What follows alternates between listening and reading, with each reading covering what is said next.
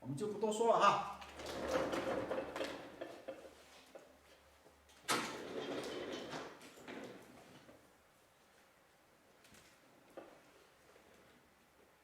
好，现在呢，首先给大家先这个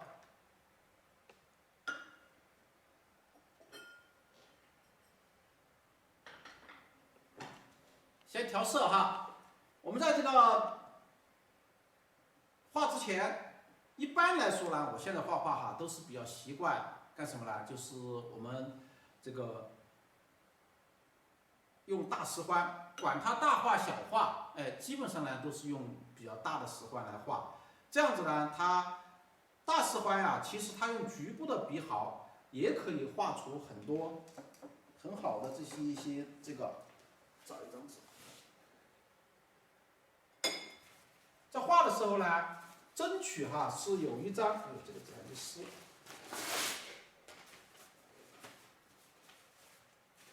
争取有一张这个纸，垫在下面。一个呢，它可以防止这个墨啊，这个刮笔的时候，哎，这个墨弄到桌子上到处都是。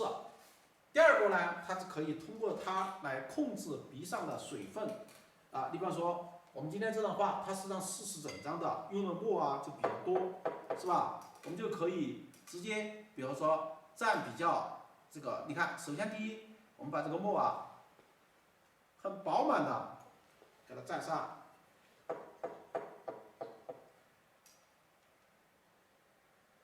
蘸2笔差不多了。今天大家看我盘子里基本上没有什么颜色，因为今天我们要画的这个呢，不需要太多的颜色。一般来说就是加朱标色或者是山绿色都可以。加这个颜色呢，目的就是为了让我们的墨啊，像现在我们这个调的墨哈，不能说是，你看我们现在调的用了很多的朱标色，但是基本上看不出来有朱标色，为什么呢？就是主要是让它更稠一点让这个墨啊更稠，它画的线条啊这些啊，更能画出自己想要的一些线条。你看，刮笔刮了以后，把那个笔在盘子上稍微扭一下，扭出你想要的这些线条就可以了。好，我们现在。首先呢，我是习惯我是习惯干什么？先把这个就是这里面这些东西，先把它这里面下面这些东西啊，先把它给画出来，它是最前面的，是吧？它是最前面的。好，我们可以干什么？你看，首先我们常用的，你看常用的一些线条。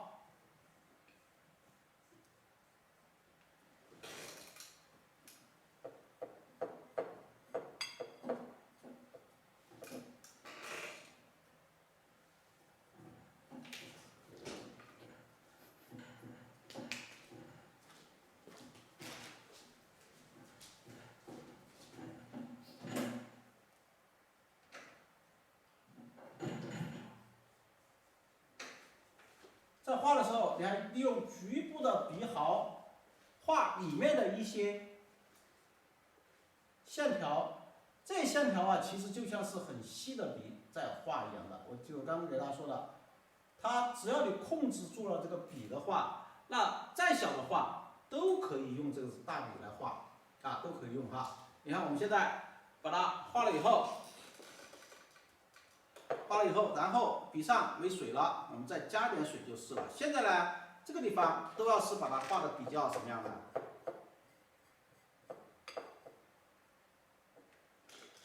线条啊，都要画的比较清晰一点啊。好，你比方说我们画了这么一根线条以后，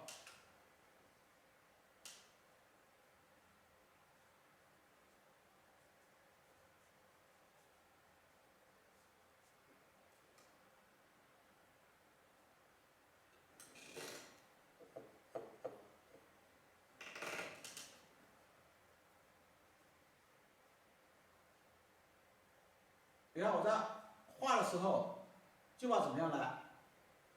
笔锋一直在转动，啊，笔锋一直在转动。刚刚有这么一根线条，是吧？好，然后这里有根线条，就不要再画一根线条跟它两个对称了。你看，我马上画一根跟它完全不同的线条，让怎么样呢？让这根线条在它的一下，哎，你看，在它的后面，是吧？让这根线条，这就算一个面。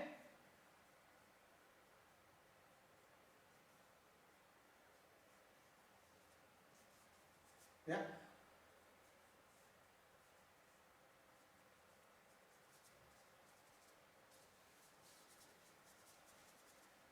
是吧？大家看出来没有？它是前面的一个面，它是后面的一个面，是吧？然后在画的时候要注意线条呢，不要画的太生硬，我们要注意有些变化啊。怎么变化呢？大家看哈，我们画面有时候该虚的地方一定要虚，该实的地方呢就一定要实。像这些地方就是比较实的地方，哎，下面这些哈，这也是。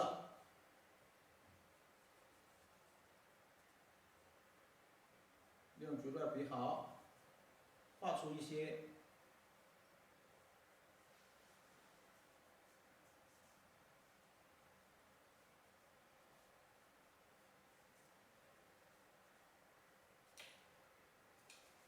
你看下面这些啊，就是让它比较虚的，通过侧地风把它衬出来一些感觉。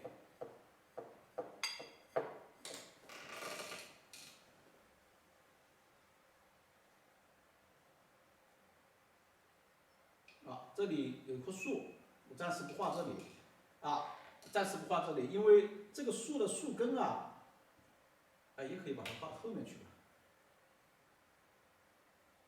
把这个树画到这个30的后面，有树根，它的这个30的后面也可以。画画呢，它不是说是绝对的哈，有时候根据画面的需要，有时候呢，你觉得哎，我这里想怎么样？因为我目前我在创作这张画的时候，那我就是天下第一，管他别的什么都不管他。这个就是这是你们的师爷啊，黄春瑶老师，当时在教我们的时候说的。他说你在学谁的时候，比如学我的时候哈，那你争取把我的东西学好。但是你在创作的时候，我们四川喜欢说老子，那就是老子天下第一啊！你不要去管他，你想怎么创作就怎么创作。你看我们现在，比如说我在画的时候哈，这个过程，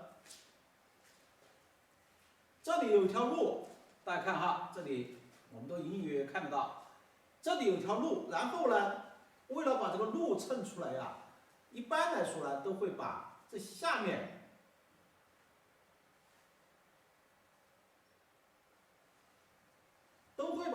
把它衬得比较深。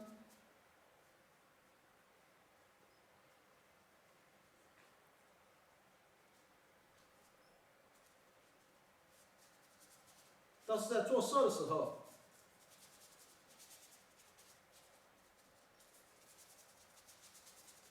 下面就是擦。我的画面经常就是抻擦点染一气呵成，啊，下面就是擦。你看这个画了以后哈，是不是这个30虽然还没画后面，哎，但是这里虚的实的一目了然，是吧？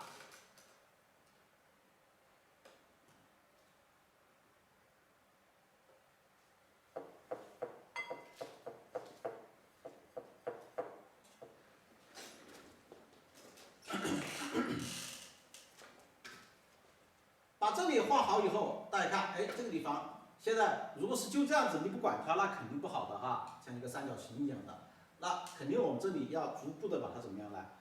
逐步的虚过去。在虚的时候，你首先第一，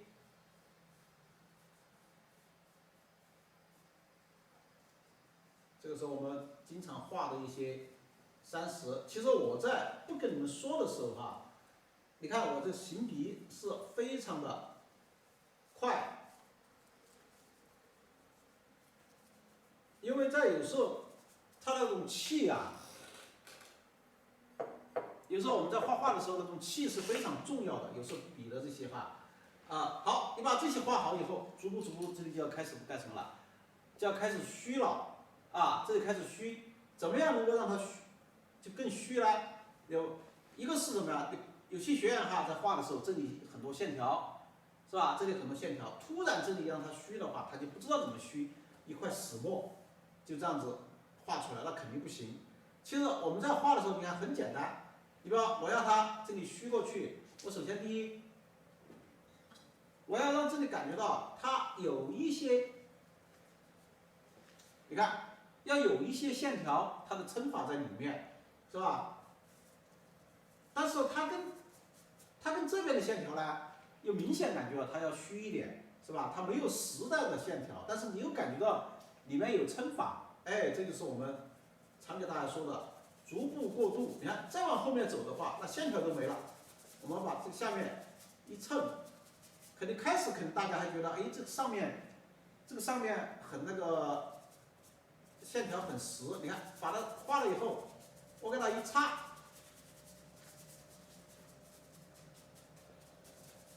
是吧？明显感觉到，这一块就可以了，可以顶上。顶上的话，那我们就是要注意，你不要就一块那个死墨上去，顶上让它有点变化。怎么样有变化呢？我们这里调点颜色。在调的时候，你看我开始擦的时候完全把这个笔就已经擦成什么样了，大家可以通过这里可以看得出来，是吧？通过这里看出来。这完全就是擦的非常那个，基本上差不多就都没有水分，是吧？这个时候我们笔尖，这时候我们笔尖给它直接蘸点水，好，你看水上还有好多的这个墨，因为刚刚也没洗笔，在笔尖这里加点山绿。你也可以适当加点朱标。好，大家看这个，现在我的笔根基本上呢，它是胶墨笔尖是开始的色墨，然后我就怎么样呢？我就一笔下去，注意这个山的这个形状。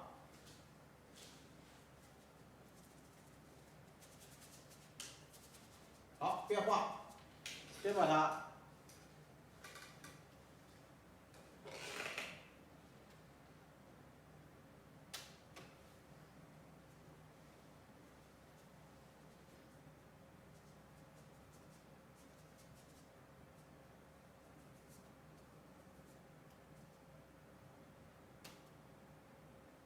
我们一定要注意什么问题？就注意点线面的组合。什么叫点线面的组合呢？就是说我这里是一块面，是吧？你看我这里面留了很多的白的点子它这个就是通过这些白点和这个面的嵌入进去以后就觉得这里面除了植被，还有一些这个山石的称法还有山石的称法。我觉得通过屏幕上看，觉得这一块还比较亮，那怎么办呢？我们可以拿这个笔擦一下，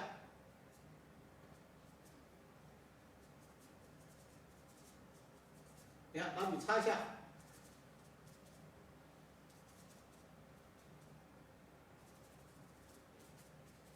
那这一块它在我们画面上就说是比较清晰的线条，但是它不是最重要的。所以说你看我画完以后，很多地方都是把它怎么样呢？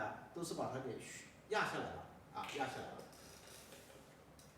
好，我们把这里画了以后，跟着就把这下面把这里把它画出来把这里画出来。为什么要画呢？因为我这里有条路，是吧？这里有条路的话，然后还是用开始那个墨色基本上前面的了，只要它那个只要没有往后推的话，那基本上墨色都是差不多的。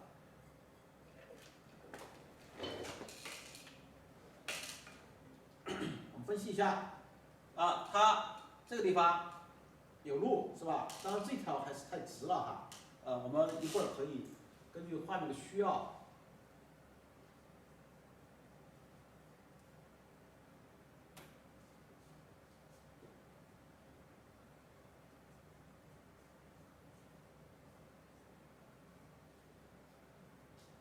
你看在画的时候啊，都是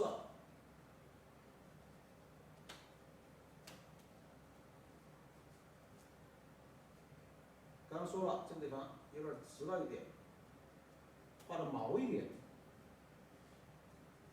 虽然我们一直给大家说哈，画水的时候要毛一点，大家看到没有？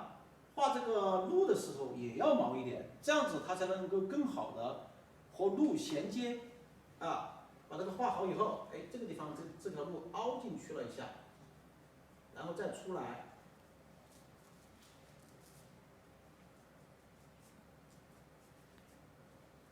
你看我画到下面的时候，都干什么呢？都要把它弯一个弯，把它弯过去是吧？弯过去以后，然后再过去，再弯到后面去，啊，这么一条路。这块山石跟开始那块山石比起来，这块山石更加要怎么一点呢？更加要虚一点，因为它呢在最前面啊，当然也是比较重要的哈。你比如说我们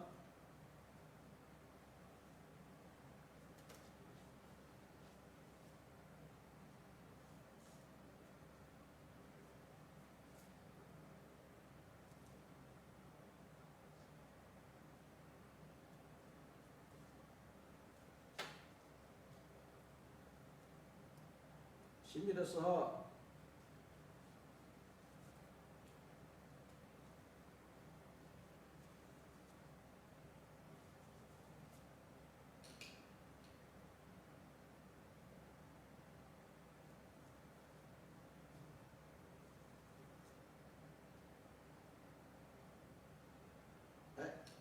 大家画路的时候啊，你看，虽然我还没画路，但是这里这条白留下来哈，它就是路。越往后面走的话，它就要越怎么样呢？越细一点这个路。你要画的后面，前面有多宽，后面也有多宽，那就不行啊，要稍微窄一点。它是到时候画完以后，它有个透视感啊，一个透视感，是让它感觉到哎往后推的感觉是有的。好，你比方说，我们把这里画了以后，这个地方当时我是考虑了很久啊，我这里该怎么办啊？最后还是决定不要把这个山一直延伸延伸过来到这里，倒是这个水的位置就不是太多了。所以说我把这个石头我们把它放到这个位置上。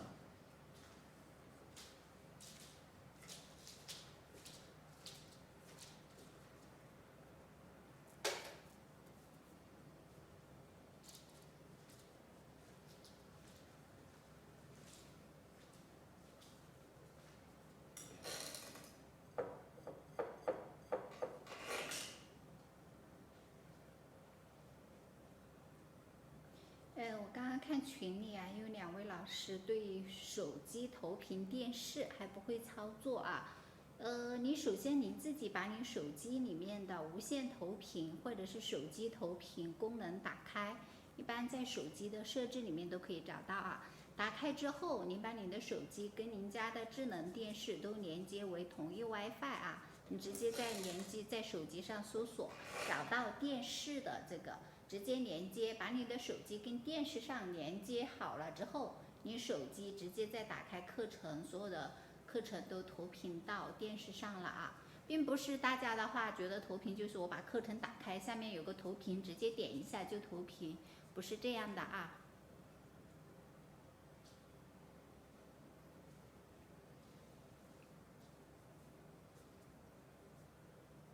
哎，你看我们现在在画的时候我刚给他说了，前面这一块在画的时候你要把它画的这里面，线条这些都要有，新学员吧。可能是。因为我们老学员都知道，我只要有颜色的变化，肯定会提醒那个提醒，就说是摄像的哈，哎，大家我这里要调色了，它马上会那个。但是呢，如果我颜色就是开始调好的颜色，没有任何的变化，好，这个时候呢，我就没有提醒他们就不会把镜头给拉近哈。因为没必要去调，我有时候就蘸一下笔，蘸一下笔的话，有可能就1秒钟就起来了。你们这个镜头来回的翻，也没有意义。好，你看我现在要画鹿了哈，在画鹿的时候一定要注意什么呢？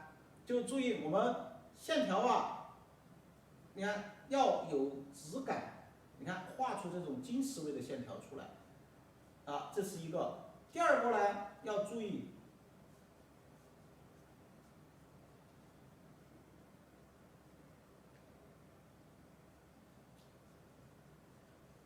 这个路也要有疏密关系，因为这里不是风景区，是吧？这里不是风景区，然后呢，他在修这个路的时候就是就地取材。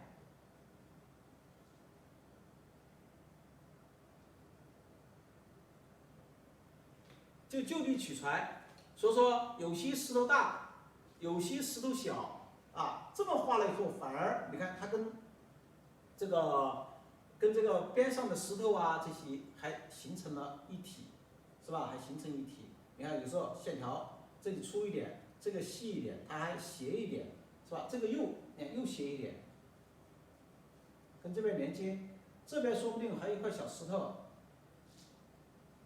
弯过来。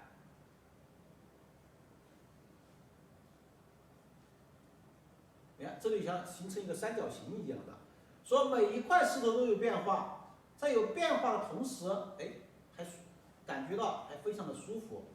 再往后面画以后就要注意，我们下来是吧？这样子它就避免了什么？就避免了画面上太生硬。这我一直给有些学员说我们画画一定要协调，就是这个原因，就不要石头画了以后，然后路这些都画得非常清晰。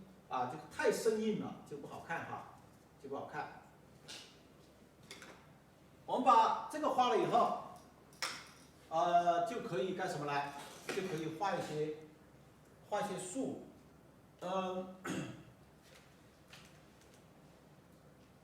其实这种画其实很简单，我们就直接可以点树直接可以点树。先分析一下，我这里倒是画了很多的，用铅笔画了很多的这个树的这种感觉好，我们这里调的颜色，大家看我们这个调墨的时候呢，也是一样的，先在盘子里把这个笔虽然昨天已经洗了，但是它干了以后，笔干了，是吧？然后我们还是把它洗好以后，把这个笔基本上刮干。好，这个时候开始是调的墨，如果觉得不够，我们还可以再调一点。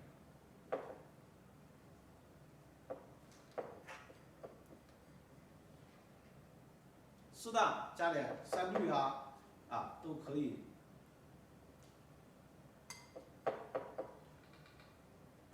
山绿和那个朱标这2种颜色，你加进去都非常好。为什么呢？但是你不要加的太稠了就这里面呢，这个墨你还能感觉到它是很这个，这流动的感觉，你看都有的。有时候你颜色加的太多了，它完全稠的一点都不流动了，那也不行好，你看我们把它调好以后，把这个笔在盘子里揉一揉，揉出，把中间揉空。把中间揉空了以后，这时候我们再点这个，这就好点了。好，你比方说，我这里有一棵比较大的树，在这个山的后面。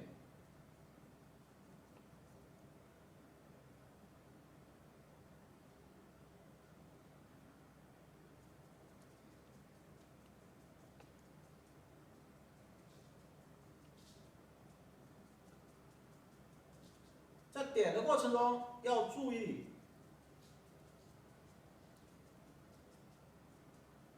注意什么呢？你看我们这个点字笔啊，接触到纸上，它不是说是我一直到点的非常的重了或怎么样哈，我接触到纸上啊是若即若离的关系，越到顶上。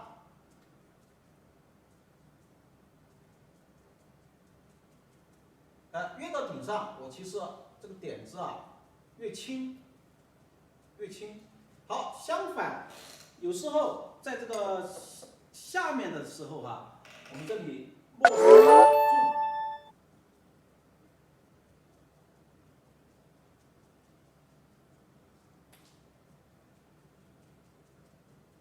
你看墨色还比较重，是吧？一下子你会感觉到，哎，它这里深，是吧？逐步上去，这是一棵树哈，这是一棵树。所以说，你看我们在点的时候都要去调整树的形状，不要点成一个圆圈，不要点成一个圆圈，说树形啊这些就全靠我们去调整它。你看这棵树长得比较胖，是吧？那我们这边前面这棵树呢，我把它点的长得瘦一点让它你看一长得瘦。它还比较高，也就比较苗条了。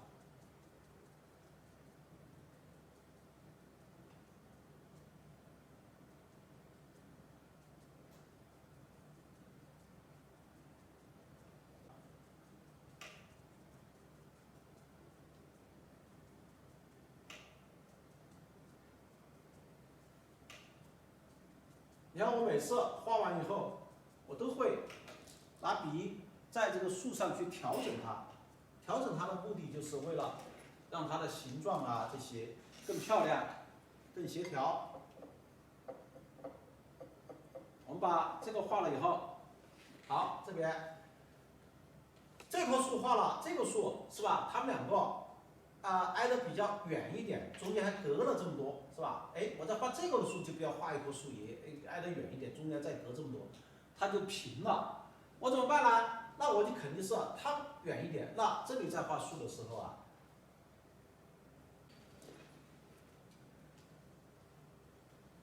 好，它这么高了，是吧？它这么高了，这里要注意了。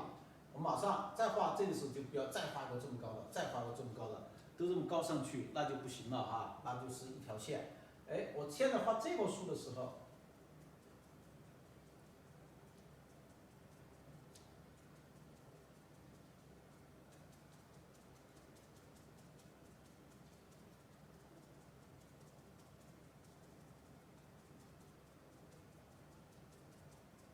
是吧？它都矮一点了。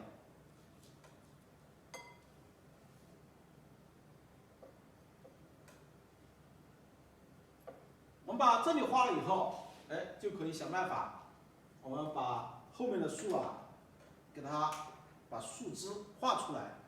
你不要小一点的树，我就用小笔，将就开始这个墨色。一般来说，树叶是什么墨色树枝就是什么墨色比方说这个比较小的，那我们就用小笔，大家不要小看这个小笔，这个小笔你只要在画的时候，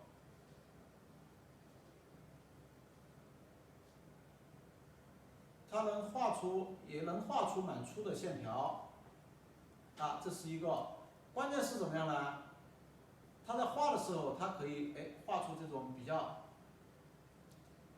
注意又很虚的线条，又像是点字的线条，它是可以的把这个画好以后，我们大家看到我这个树枝画的位置都在什么位置都是在树叶突出的地方。你比方说这个地方突出，我就画到这里，是吧？你看这里有点突出，那我就可能在这个地方。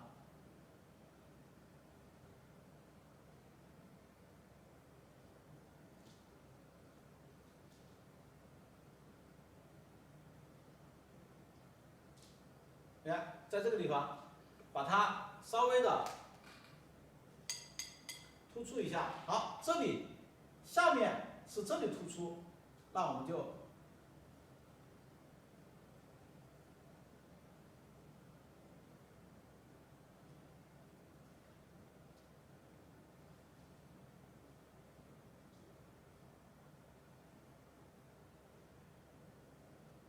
是要给这个树冠留点空间，不要怎么样呢？不要完全把这个树冠给它。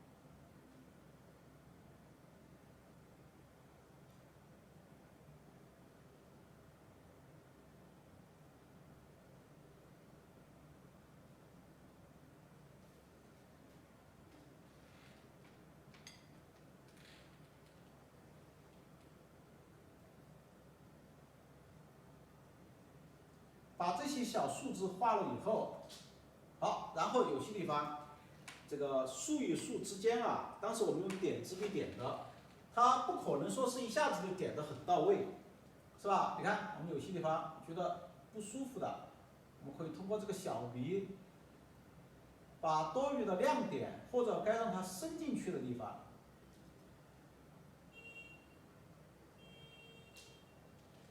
你看把它直接